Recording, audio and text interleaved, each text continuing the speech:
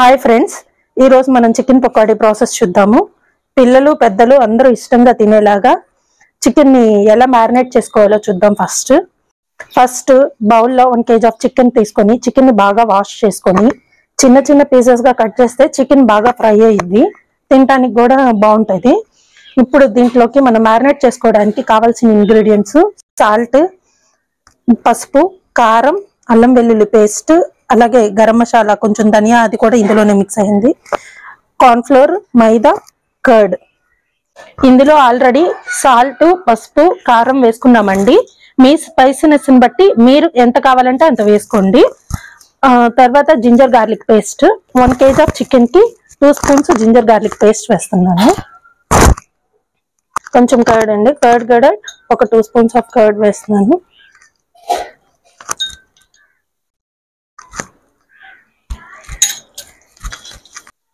Corn flour ఒక 5 to 6 spoons of corn flour వేస్తున్నామండి. 5 to 6 spoons of corn flour ఎందుకు వేస్తామంటే కొంచెం క్రిస్పీనెస్ కోసం అండి. మైదా 2 స్పూన్స్ ఆఫ్ మైదా వేసామండి. ఇందులో కొంచెం లెమన్ కూడా కలుపుకొని మ్యారినేట్ చేసాం బాగా అంతా. ఇప్పుడు దీన్ని ఒక 1 hour ఫ్రిడ్జ్ లో పెట్టుకుందాము. ఇప్పుడు ఇందాక మనం 1 hour పాటు మ్యారినేట్ చేసుకున్న చికెన్ ని ఫ్రిడ్జ్ లో నుంచి బయటకు తీసాను. ఇప్పుడు ఆయిల్ హీట్ చేసి దాన్ని డీప్ ఫ్రై చేసుకున్నాం. అది కూడా మీడియం ఫ్లేమ్ లోనే, ఎందుకంటే లోపల చికెన్ కూడా బాగా కుక్ అవ్వాలి కాబట్టి. సో ఇప్పుడు మనకి ఆయిల్ అయితే హీట్ అయిపోయింది. చికెన్ వేసాక కొంచెం లో ఫ్లేమ్ లో కుక్ చేసుకుందాం.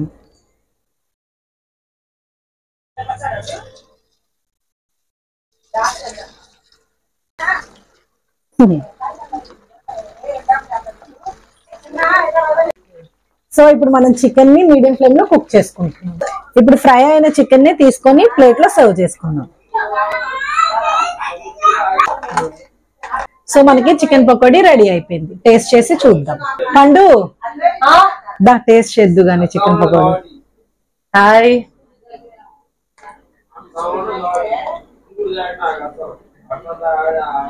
చాలా బాగుంది. మీరు కూడా ఒకసారి ట్రై చేసి ఎలా ఉందో కామెంట్ బాక్స్ లో కామెంట్ చేయండి. మరిన్ని వీడియోస్ కోసం మా ఛానల్ ని please like, share and subscribe.